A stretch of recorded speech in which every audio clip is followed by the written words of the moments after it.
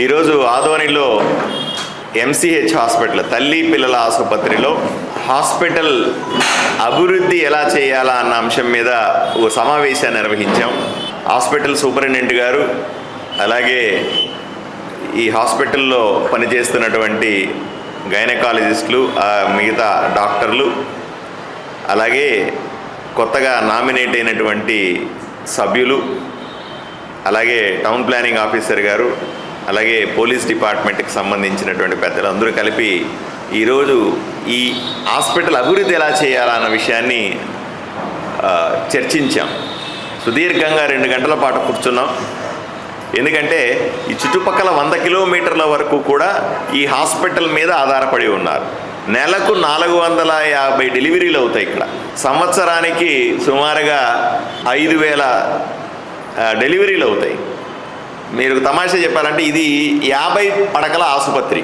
50 పడకల ఆసుపత్రి అప్పట్లో నరేంద్ర మోదీ గారి సహకారంతో, ఆయన కేంద్ర ప్రభుత్వం డబ్బులతో కట్టాము. ఇక్కడ 5000 డెలివరీలు అవుతున్నాయి, 50 పడకలు. కర్నూలులో తల్లి పిల్లల హాస్పిటల్లో 8000 డెలివరీలు అవుతాయి. కానీ అక్కడ ఎన్ని బెడ్లు అంటే 150 బెడ్లు. మనకు లోడ్ ఎక్కువ, ఉన్నటువంటి వసతులు తక్కువ. దీన్ని మరింత బాగా చేయాల్సిన అవసరం ఉంది.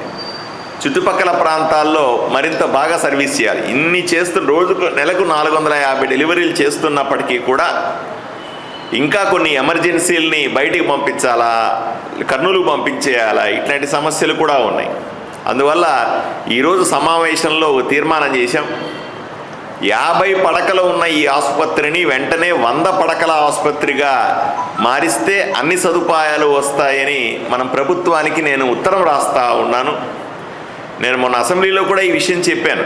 50 పడకల్ని 100 పడకలు చేయండి అని. ప్రభుత్వానికి మళ్ళీ ప్రత్యేకంగా ఉత్తరం రాస్తాను. రేపే ముఖ్యమంత్రి గారిని రిక్వెస్ట్ చేస్తాను. దాంతోపాటుగా మరికొన్ని లోకల్గా ఉన్న సమస్యలు కూడా చూసాము మేము. ఈ హాస్పిటల్కి వెనక వైపున చికెన్ కొట్లు కొట్టేవాళ్ళు ఉన్నారు, చేపలు అమ్మేవాళ్ళు ఉన్నారు. వీళ్ళందరి వల్ల కూడా ఈ హాస్పిటల్ గోడకు ఆనుకునే ఉంటారు వాళ్ళు. దానివల్ల కుక్కలు ఎక్కువగా వస్తూ ఉన్నాయి. కుక్కలు ఎక్కువగా వచ్చి అవన్నీ ఆ పడేసిన వ్యర్థాలు తినడం, వాటి కోసం వస్తాయి. పొరపాటున అవి హాస్పిటల్లో కూడా తిరుగుతున్నాయి అని డాక్టర్లు ఆవేదన వ్యక్తం చేస్తూ ఉన్నారు. చిన్న బిడ్డలు ఉంటారు, డెలివరీలు అయి ఉంటాయి, తల్లులు ఉంటాయి. పొరపాటున ఆ కుక్కలు ఏమన్నా వచ్చి పేషెంట్ల మీద పడితేనో, ఆ చిన్న బిడ్డల మీద పడితే ఏమవుతుందో ఒకసారి ఆలోచన చేయండి. ఆ వెనకాల ఉన్నటువంటి ఆ చికెన్ కొట్లు వాళ్ళు కూడా రోడ్డును 10 అడుగులు ఆక్రమించుకొని ఉన్నారు అని ఇప్పుడే ఆఫీసర్లు కూడా చెప్తా ఉన్నారు. వెంటనే వాళ్ళందరికీ కూడా నేను రిక్వెస్ట్ చేస్తూ ఉన్నాను, మీరు బతకండి, సంతోషంగా ఉండి, కానీ రోడ్డును ఆక్రమించుకోవద్దు, వ్యర్థాలను బయటపడేయొద్దు, కుక్కలు వచ్చే పరిస్థితి క్రియేట్ చేయొద్దు. లేకపోతే తప్పని పరిస్థితిలో చర్యలు తీసుకోవాల్సి వస్తుంది. ఆ చేపలు అమ్మేవాళ్ళు అక్కడ చేపలు అమ్మడానికి వీలు లేదు, ఇంకెక్కడన్నా వేరే చోట పెట్టుకొని అమ్ముకోండి.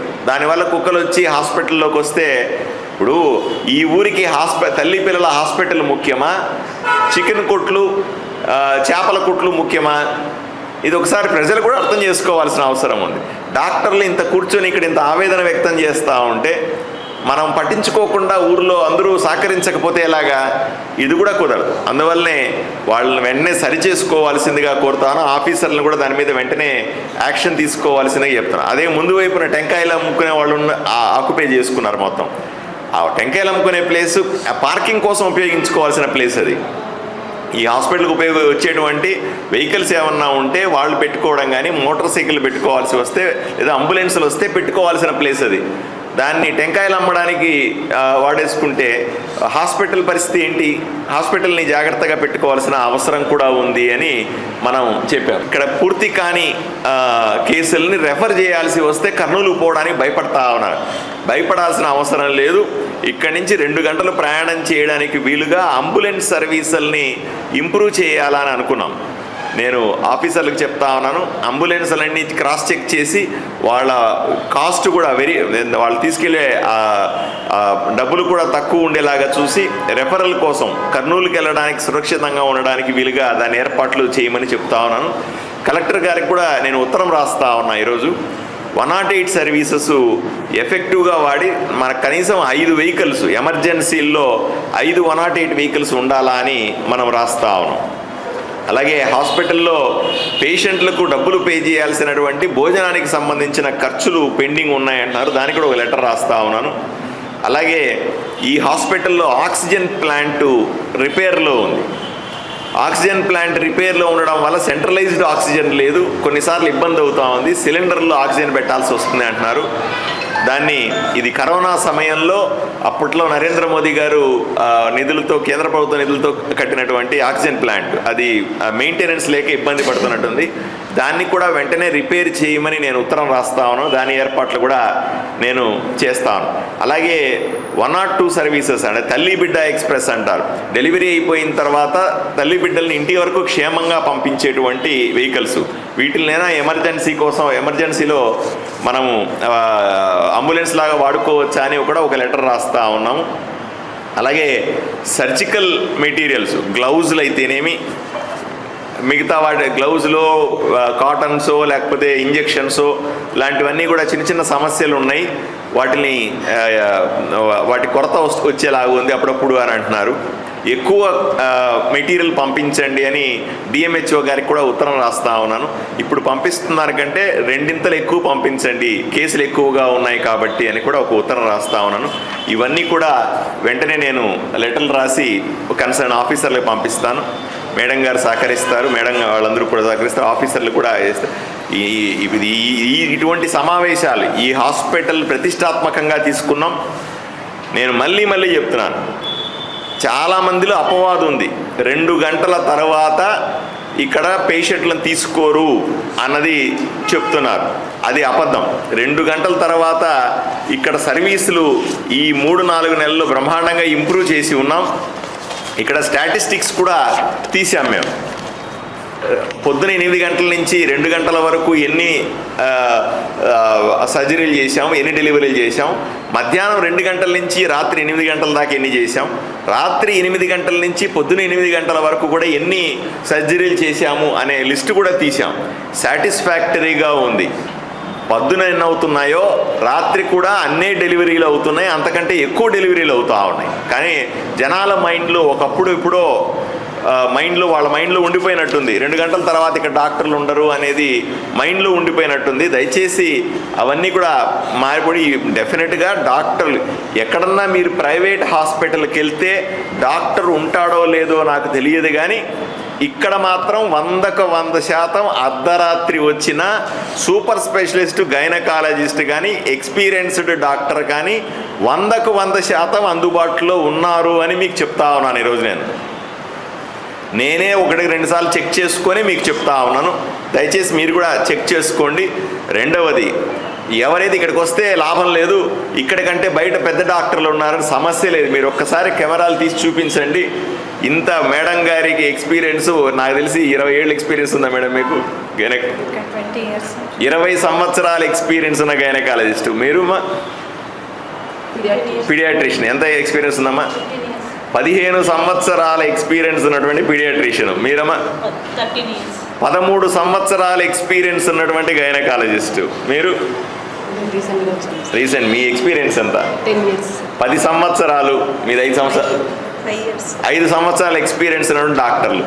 ఇంత అనుభవం ఉన్న డాక్టర్లు ఇక్కడ అందుబాటులో ఉన్నారు. ఇంతమంది అనుభవం ఉన్న డాక్టర్లు ఆదోనిలో ఏ ప్రైవేట్ హాస్పిటల్లో ఉన్నారా అని సూటిగా ప్రశ్నిస్తా ఉన్నా. లేరు. మీరు ఏ ప్రైవేట్ హాస్పిటల్కి వెళ్ళినా ఒక డాక్టర్ ఉంటారు, మహా అంటే 2 డాక్టర్లు ఉండొచ్చేమో. కానీ ఇక్కడ ఈ గైనకాలజీ చద్దిపిల్ల ఆసుపత్రిలో 8 మంది డాక్టర్లు అందుబాటులో ఉన్నారు. అందరూ కూడా 10 ఏళ్ళు, 15 ఏళ్ళు, 20 ఏళ్ళు ఎక్స్పీరియన్స్ ఉన్న డాక్టర్లు. ఇట్లాంటి డాక్టర్లు బయట దొరకరు. కానీ ఇక్కడ చిన్న ఇబ్బందులు ఉన్నాయన్నమాట వాస్తవమే. నేను ఎమ్మెల్యే అయిన తర్వాత ఇటువంటి సమావేశాలు ప్రతి నెలా జరిపి ఏ నెలకు ఆ నెల సమస్యలన్నింటినీ పరిష్కరించుకునే ప్రయత్నం చేస్తాం. తప్పనిసరిగా సేవలని మరింతగా ఇంప్రూవ్ చేస్తాం. ప్రజలు ధైర్యంగా ప్రభుత్వ ఆసుపత్రికి రండి.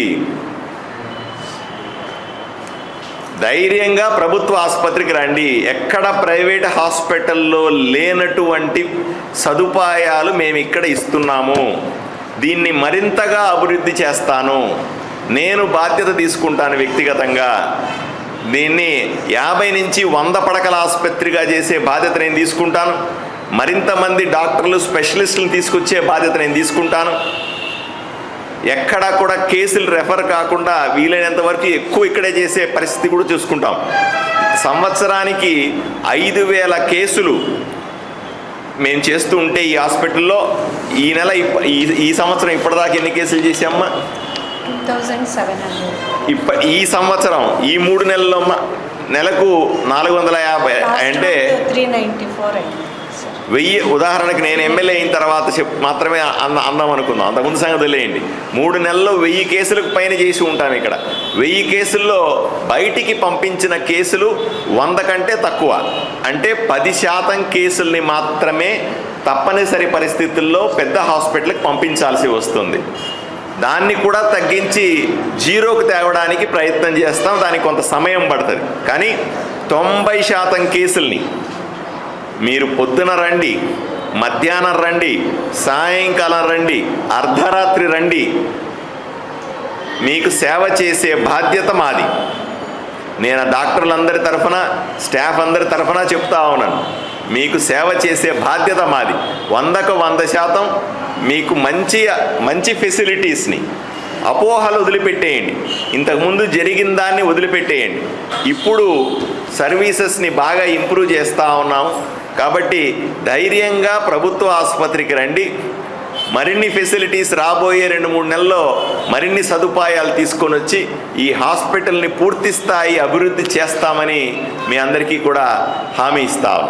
మీరు దయచేసి అర్ధరాత్రి ఇప్పుడు పేషెంట్ని పంపించి చూడండి.